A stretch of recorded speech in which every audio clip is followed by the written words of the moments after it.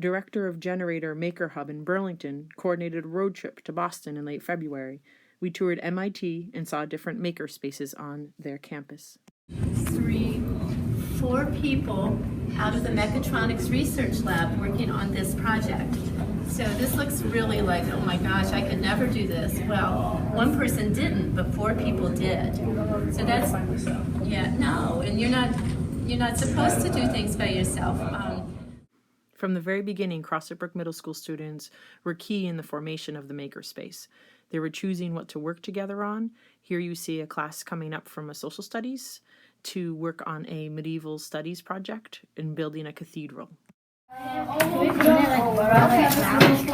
guys, do you want to paint it or not? Okay, I'll paint it.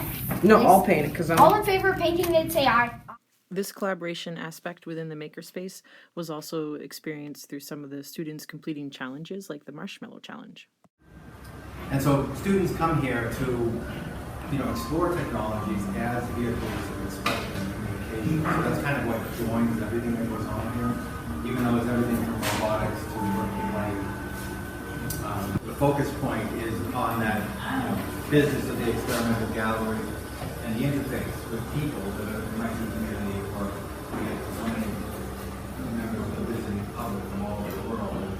I'm really the art man here. But there are a lot of people who come here and work on projects who provide input from all different fields of study. And so that's kind of how it all works. So to get those things together in terms of manifestations that are significant. When I went back to Crossett Brook and shared with students the video clips from the different parts of the MIT visit, the students were quite taken with the marble run, and since then have started to create some of their own.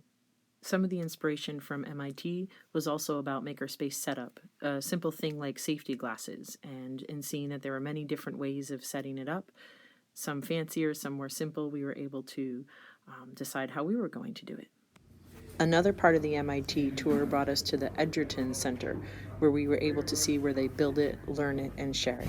This is one of our this is actually we consider it a makerspace. And it's a very non-traditional makerspace from what most people would conceive of as a makerspace. It's just like my classroom. Yeah, and it's great, isn't it? Feels like the messier the better, as far as we're concerned.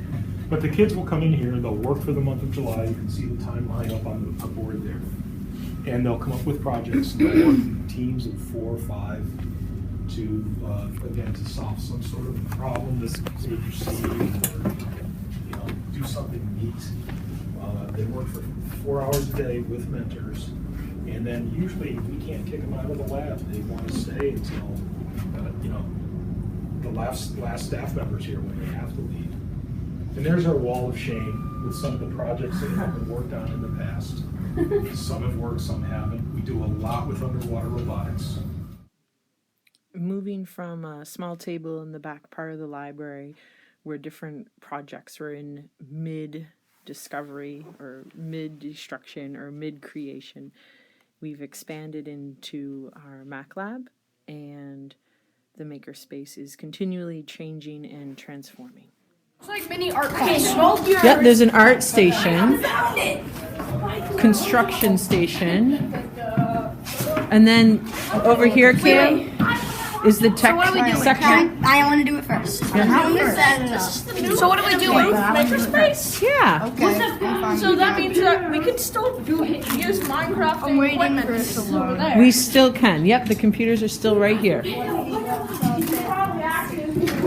So like we can choose what we want to do? She has it, I think. In the top drawer. Oh yeah, you have those? Do you want to try that today? What? We have to wait for it to reality? Yeah. It takes a minute. From the tremendous campus and resources of MIT to a small middle school in central Vermont, Makerspace is happening.